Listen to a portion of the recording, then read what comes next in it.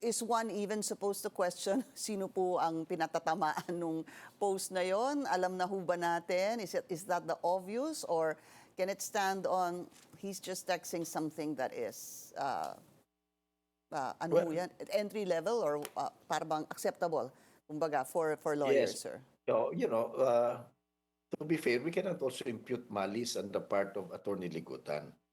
But we do understand the concern of the defense counsel if they feel alluded to, lalo na si Attorney Ferrer. But alam mo, Pinky, it's good that she made a very strong statement regarding this, no?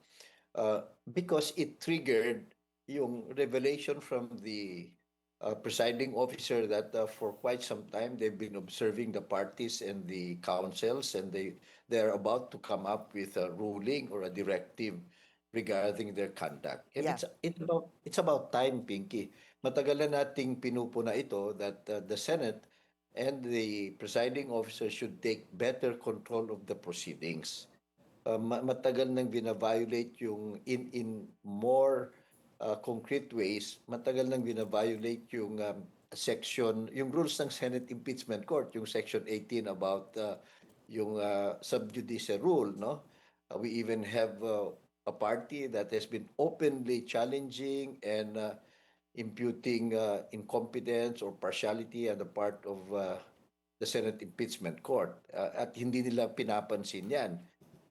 Palagi rin nagkanya-kanyang press conference ang mga abogado, and in a number of instances, they've been discussing the merits of the case outside the impeachment court. And most importantly, Pinky, I hope that the admonition or whatever order that will come out on Monday will also tackle the conduct of quite a number of the senators who don't only show partiality, but they lawyer for the either party, or they even testify for the party. So sana naman higpitan ito, because the integrity of the process is equally important, if not more important, than whatever decision the Senate impeachment court may have. Are you, let me refer back to what you said. Are you hoping that the presiding officer will also make some sort of a judgment or parameters for senator judges, attorney? Yes, at the very least, a reminder, because all of these senator judges took an oath, and in the rules of the Senate, it's also very clear that they're supposed to be impartial.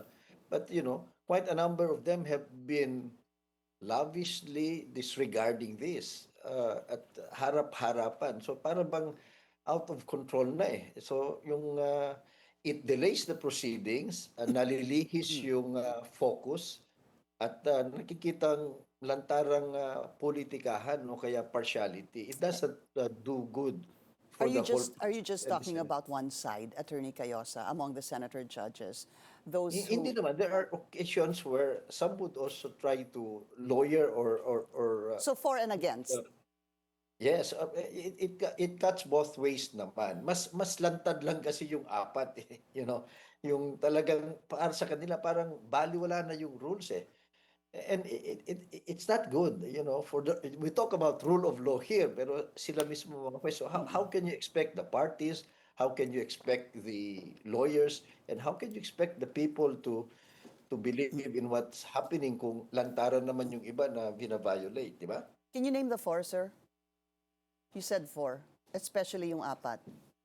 Well, we've seen that Senator Amy Marcos, the way she has been questioning si Senator Robin Padilla, yung ano nila, no? And then there was one instance, hindi naman palagi nagsasalita, but there's one instance si Senator Bongo was introducing evidence or testimony for for the defense, di ba? So, and then meron din sa mga uh, kabila, no, si Senator Hontiveros in a few instances, si Senator Bam Aquino, but I don't know if these are just innocent lapses on their part, pero kung paulit-ulit kasi Pinky, you tend to discern na parang pattern na ito eh, para bang there is utter disregard for their oath and their very own rules to be impartial. At the very least, they should show impartiality.